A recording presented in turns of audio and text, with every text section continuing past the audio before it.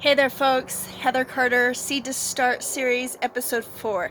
This is how to know when to transplant from your seeds into a bigger cell, and I'm going to walk you through that whole process and show you how I do it. Now it's going to be tricky because I'm holding the camera right now, but I'm going to have to put it on my tripod so that I can show you the actual transplanting part. So let's have a look here at our cabbages and such.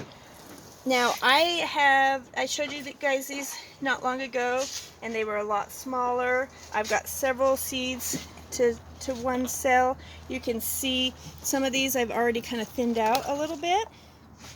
But let's take this for example. So this is quite a large plant, and it will do really well if it doesn't have to compete with these other seeds. So this is gonna be our project. We're gonna take this and I'm going to show you here how I transplant these. I'm kind of like moving around. There's not a lot of room in here, so I'm moving all around here. I've got some cells ready, so that's not going to be too hard here.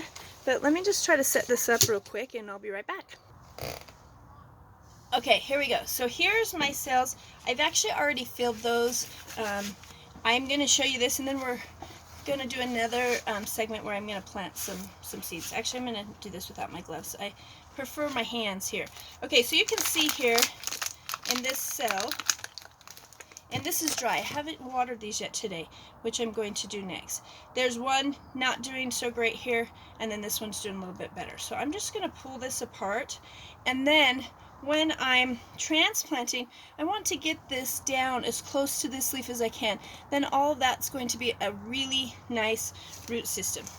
So I've got this soil. I'm just going to dig that down.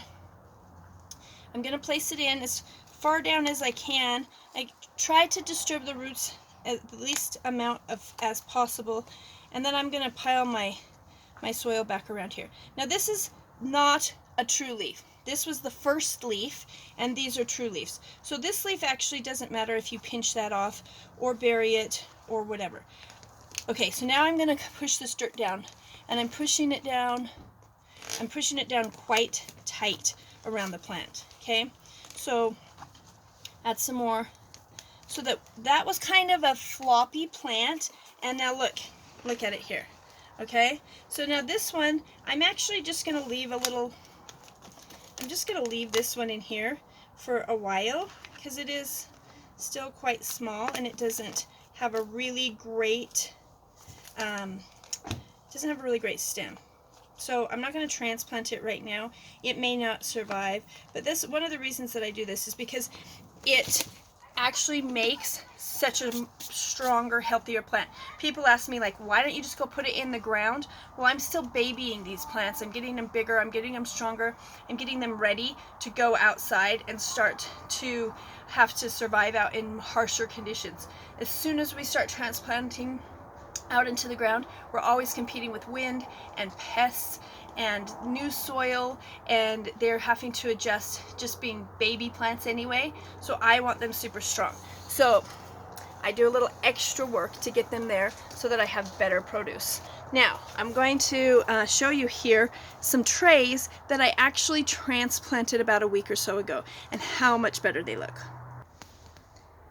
Okay, so here we go.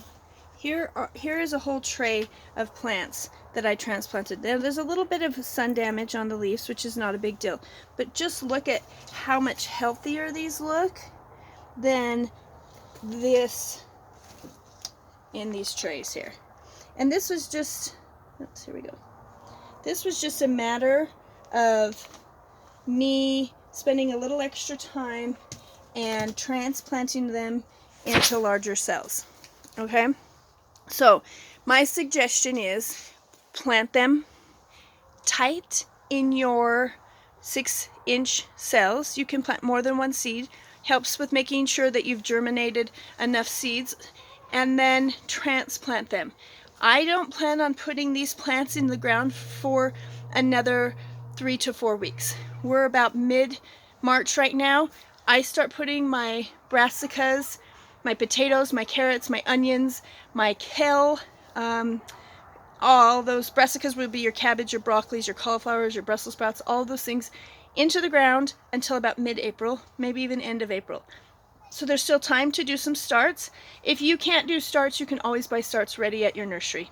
They do tend to struggle a little bit more, but I'll give you some tips on that in another episode. So stay tuned. Episode 5 is how to plant squash seeds in cells.